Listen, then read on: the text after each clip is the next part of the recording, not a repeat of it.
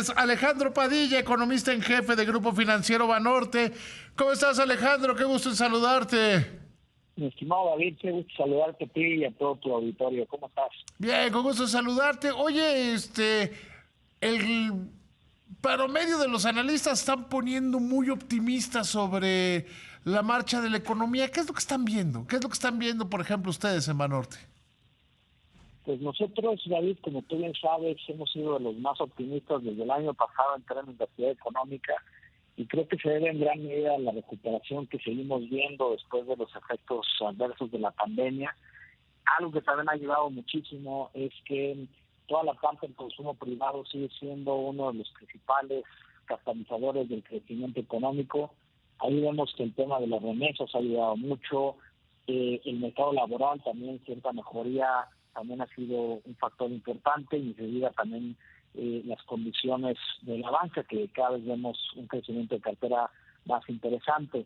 Por otro lado, también la inversión ha sido importante. Hemos visto tanto la inversión en proyectos de infraestructura del gobierno, como también aquellos proyectos privados, especialmente asociados al nearshoring, y ni se diga también todo lo relacionado a demanda externa. Así que en general, yo creo que este año ha sido un año relativamente bueno en términos de actividad económica, a pesar de que en el mundo pues hay riesgos de recesión en distintos lados.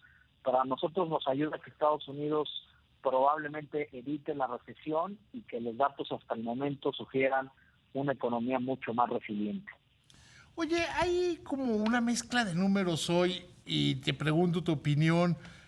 Otra vez México, que siempre está, ahí va, no sé, poco más, poco menos, siendo el primer socio comercial de los Estados Unidos.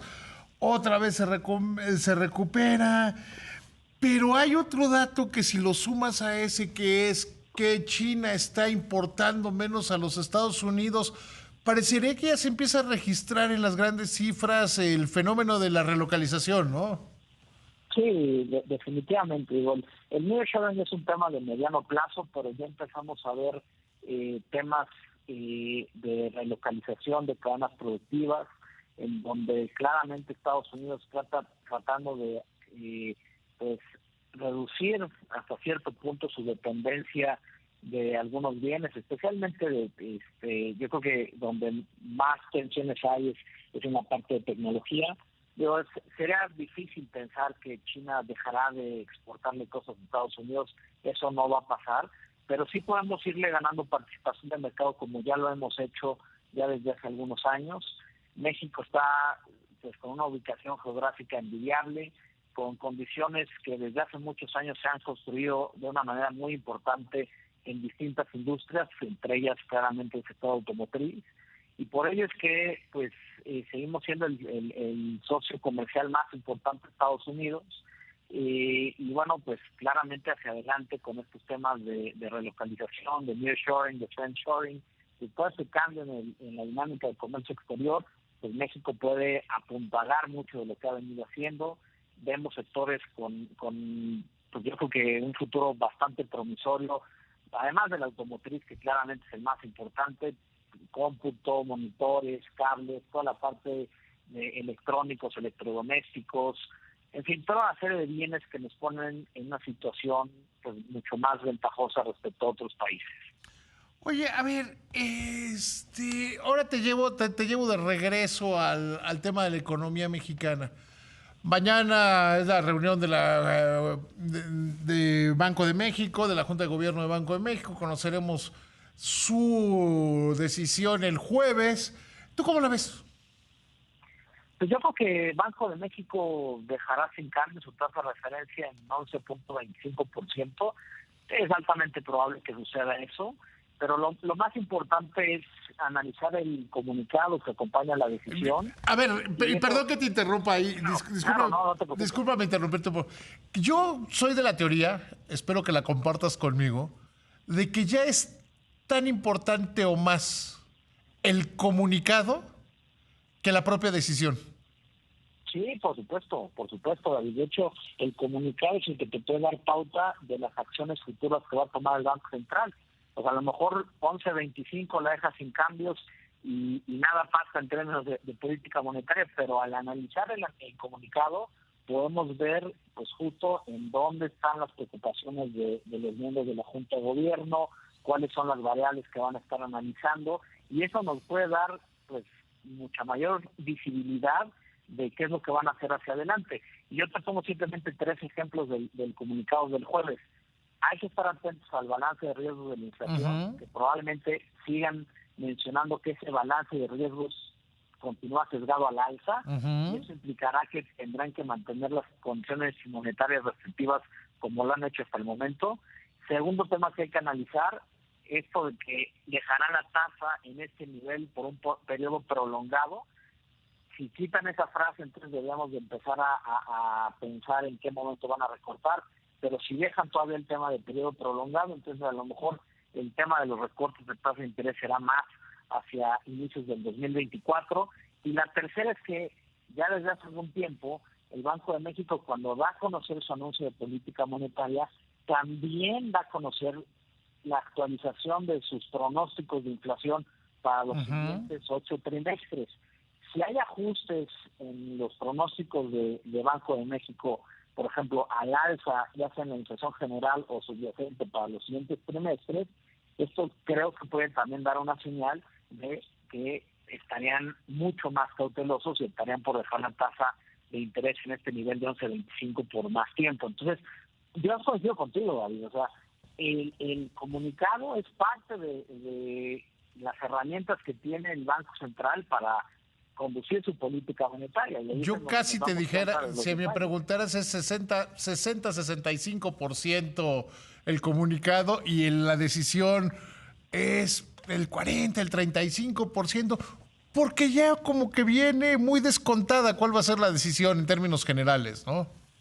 Yo coincido contigo, o sea, definitivamente, y más en esta ocasión que probablemente pues, está muy alineado el mercado y el consenso de analistas sobre 11.25, pues claramente el comunicado cobra una relevancia todavía más fuerte, ¿no? Ahora, también hay que ver mañana el dato de la inflación. Mañana se da a conocer la inflación del mes de julio. Es probable que tengamos ya un incremento mensual de 0.50% con pues una inflación general que continúa bajando, pero quizás no al ritmo deseado por parte del Banco de México.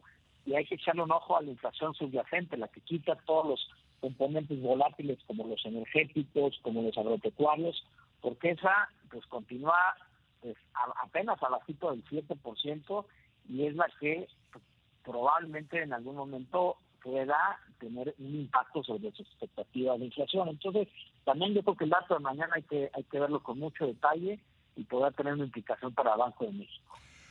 ¿Tú hacia dónde verías que las tasas se mantienen todo este año o comienzan a bajar en diciembre, como dicen muchos, o como decimos otros, que quizás será hasta por ahí de marzo o abril?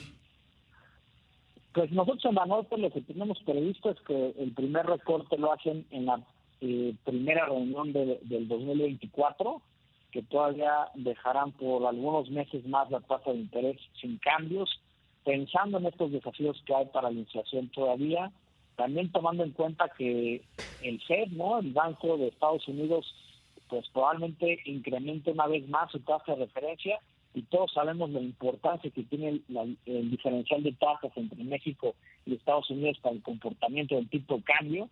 Y bueno, pues finalmente hay que también tomar en cuenta lo que tú mencionabas al inicio de esta conversación. La actividad económica ha venido sorprendiendo de manera favorable, y a lo mejor podemos ver presiones de demanda en algún momento que hagan que precios de servicios y de algunos bienes continúen elevados. Entonces, por eso es que creo que una pues estrategia prudente, cautelosa del Banco Central sería mantener esta tasa de 11.25% por lo que resta de este año y empezar a recortar tasas a inicios del próximo mes. Obviamente todavía faltan muchos meses, hay muchas condiciones que pueden ir cambiando, pero al menos con la información que tenemos hasta el momento, pues creo que todo sugiere que podamos estar en ese escenario. Sí, porque, y bien lo dijiste, Alejandro, la inflación subyacente todavía sigue muy alta.